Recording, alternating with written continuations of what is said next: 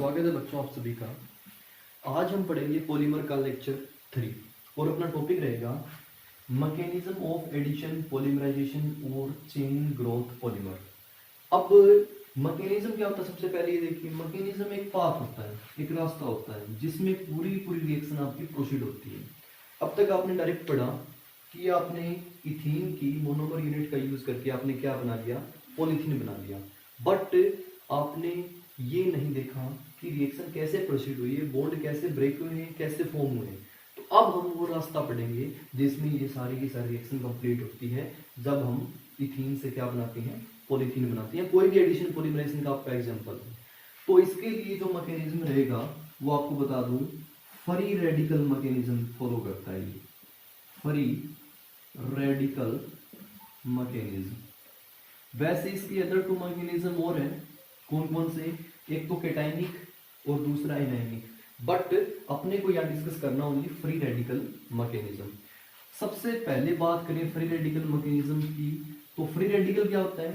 Free radical एक reactive intermediate होता है जिसमें कार्बन के ऊपर क्या होता है, अनपेयर्ड इलेक्ट्रॉन होता है। कैसे? +1 में आप पढ़ चुके हो, ज्यादा नहीं बताता आपको, थोड़ा सा इसके बारे में इंट्रोड्यूस कर देता हूं मैं कि फ्री रेडिकल क्या होता है, जिसमें कार्बन के ऊपर क्या होता है, अनपेयर्ड इलेक्ट्रॉन। जैसे ये है, ये मिथाइल रेडिकल है आपका।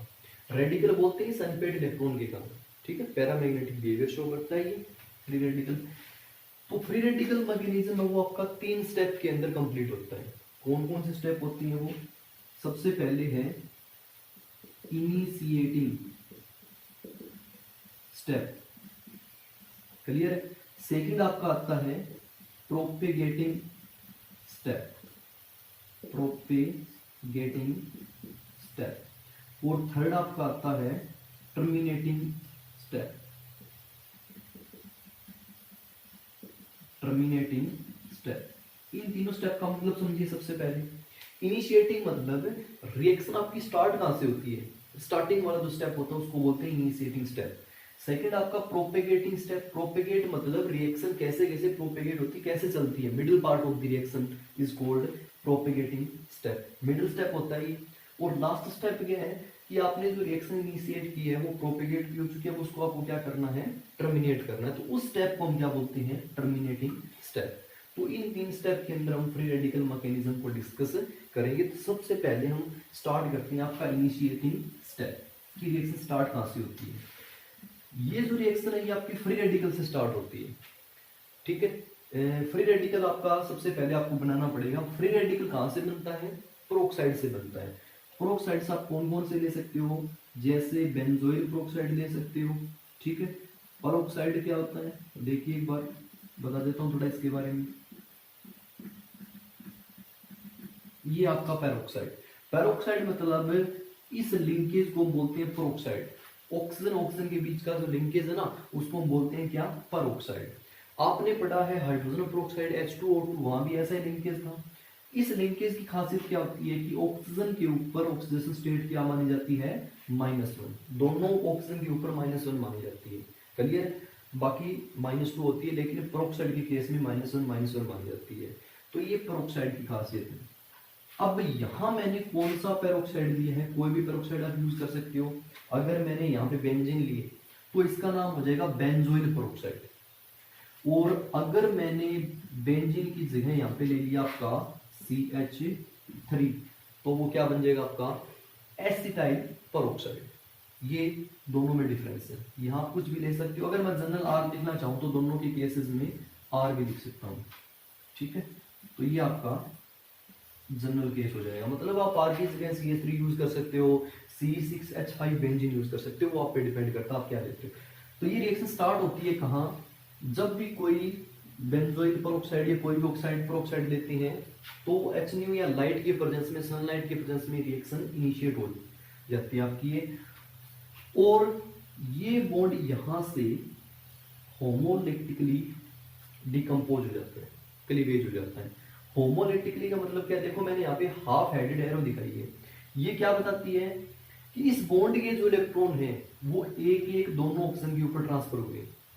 और अगर मैंने यहाँ पे इसकी जगह कंप्लीट एरो दिखा दी, ऐसे दिखा दी, तो मतलब इस बॉन्ड के दोनों इलेक्ट्रॉन कौन लेके गया है, ऑक्सीजन लेके गया। तो ये ध्यान रखने वाला पॉइंट है, कुछ बेसिक सही जो प्लस वन में आप पढ़ चुके हो सारे।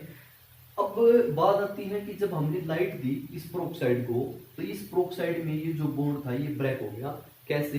होमोलाइटिकली क्लीवेज हुआ है, मतलब इस बॉन्ड के इलेक्ट्रॉन दोनों एक एक ऑक्सीजन के ऊपर चला गया। देखते क्या हुआ, आर सी ओ डॉट। अब देखो ये इतना पोर्शन है, अब यहां से इस बॉन्ड के इलेक्ट्रॉन इस पे गए तो इसको मैंने डॉट से दिखा दिया, इस इलेक्ट्रॉन को, अनपेड इलेक्ट्रॉन को डॉट से दिखा दिए। सेम जो मॉलिक्यूल ये है उतना ही मॉलिक्यूल इधर वाली साइड है, तो इसको हम क्या लिख देंगे, 2 लिख सकते हैं। क्लियर?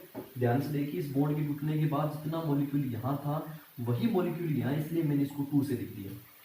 ये फर्स्ट स्टेप है।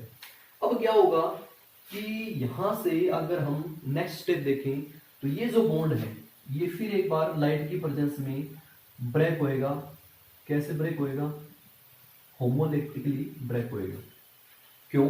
ऐसा क्यों? क्योंकि आपका थर्मोडायनेमिकली एक फेवरेबल मॉलिक्यूल यहां से बाहर निकल रहा है। क्या बाहर निकल रहा है? CO2, ठीक है, जो एंट्रोपी को गवर्न करता है। ठीक है, यहां से अगर आप CO2 को बाहर निकालोगे तो आपका क्या बन जाएगा, देखिए ध्यान से, ये बॉन्ड यहां से ब्रेक हुआ तो अपना एल्काइल रेडिकल बन जाएगा। ठीक है, और इसके ऊपर रेडिकल बन जाएगा यहाँ। ठीक है, जैसे इस बॉन्ड का इलेक्ट्रॉन ये लेके जाएगा, इसके ऊपर भी रेडिकल और एक रेडिकल यहाँ है, तो रेडिकल रेडिकल दोनों क्या बना लेंगे, बॉन्ड बना लेंगे, और आपका क्या बाहर निकल जाएगा यहाँ से, CO2 प्लस में आपका CO2 बाहर निकल गया यहाँ से। ध्यान से देखिए स्टेप को, मैंने इस बॉन्ड को होमोलैक्टिकली क्लीवेज किया है। जब इसको होमोलैक्टिकली क्लीवेज करते हैं तो एक इलेक्ट्रॉन इस R ग्रुप के ऊपर चला जाता है और दूसरा इस कार्बन के ऊपर।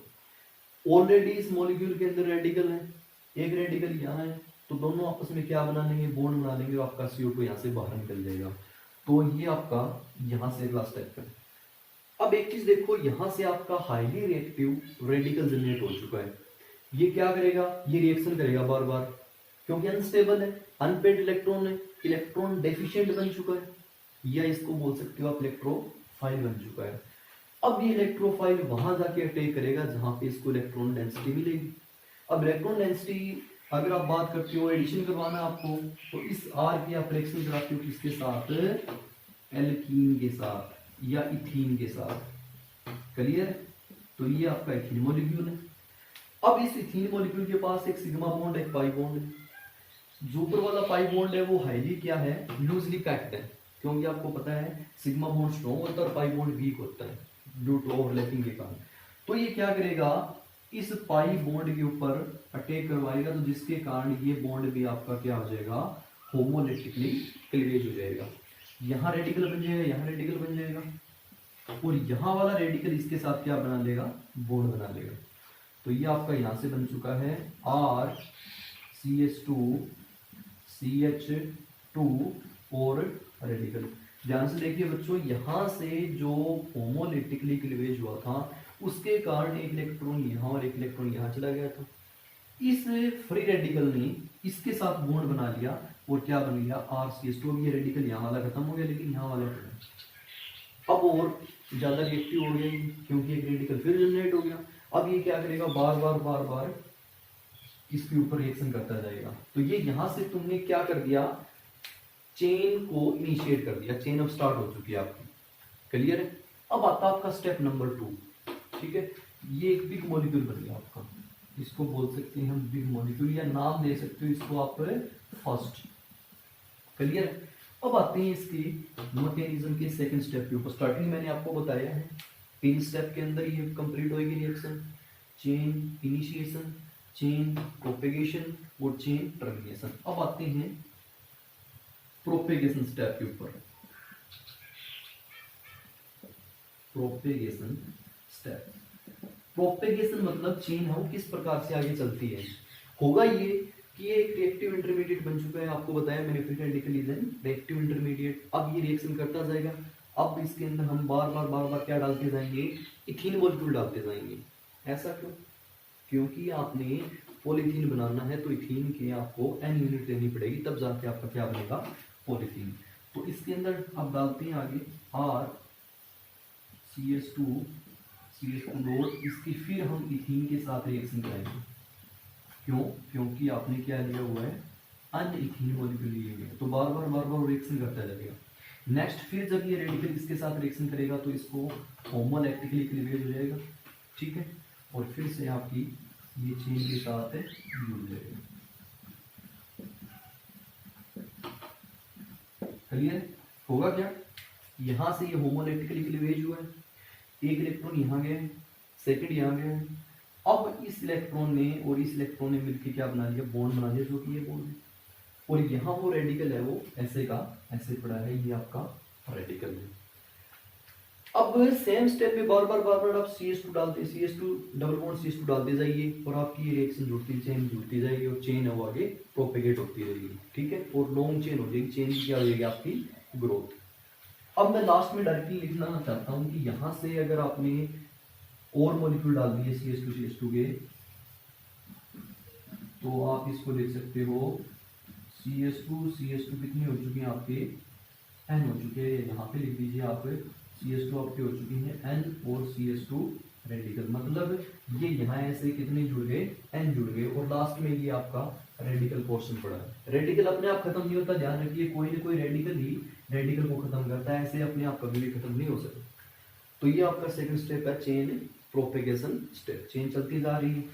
ये यहाँ से पार्ट फर्स्ट आपने बनाया था, इसको जो फर्स्ट फ्री रेडिकल बना था, अब इसको पार्ट 2 लिखिए, जिसको हम बोलते हैं बिगर मॉलिक्यूल। बिगर मतलब बहुत बड़ा मॉलिक्यूल बन चुका है, ठीक है। तो ये आपका सेकंड स्टेप यहाँ से कंप्लीट हो चुका है, चेन प्रोपेगेशन। अब लास्ट और मोस्ट इंपॉर्टेंट स्टेप, इंपॉर्टेंट क्यों बताइए, क्योंकि चेन आपने शुरू कर दी है, अब इसको आपको खत्म करना पड़ेगा, तो उसको बोलते हैं टर्मिनेटिंग स्टेप। टर्मिनेटिंग स्टेप मतलब चेन को खत्म करने वाला स्टेप है ये। देखो ये चेन कब खत्म हो सकती है, जब कोई रेडिकल इसके पास आए, ठीक है, न उसके पास पाई बॉन्ड होना चाहिए, क्यों, क्योंकि हमने देखा अभी पाई बॉन्ड को तो उसने रिएक्ट करा के रेडिकल में कन्वर्ट कर दिया है, तो इसीलिए हमें ऐसा ही मॉलिक्यूल और चाहिए जो इसको खत्म कर सके। क्लियर है? तो एक तो मॉलिक्यूल हम ये लेंगे R CH2N CH2 रेडिकल, अगर हम कोई ऐसा ही रेडिकल इसके सामने और ले आए, जैसे इसी का बाई बोल सकते हैं, इसी का सेम R CH2N और R, तो इस रेडिकल और इस रेडिकल ने आपस में क्या बना लिया, आपका बॉन्ड बना लिया ऐसे, ठीक है। तो अब ये लास्ट में आपका क्या बन चुका है, पॉलीमर बन चुका है, दैट द फाइनल स्टेप या टर्मिनेटिंग स्टेप।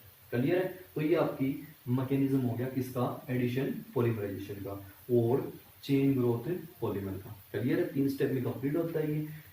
इस पॉलीमर चैप्टर के अंदर सबसे जो मोस्ट इंपॉर्टेंट टॉपिक है वो यही है, मैकेनिज्म वाला। बाकी आसान हो जाएगा, कोई दिक्कत नहीं है। मैकेनिज्म आप 1-2 बार कॉपी पे ड्रॉ करके देख लेना, किस स्टेप के अंदर ये रिएक्शन प्रोसीड हुई है, वो सीक्वेंस देख लेना, ठीक है, और लास्ट में इनके सारा ओवरऑल रिएक्शन हो जाएगी आपकी। क्लियर है? Thank you.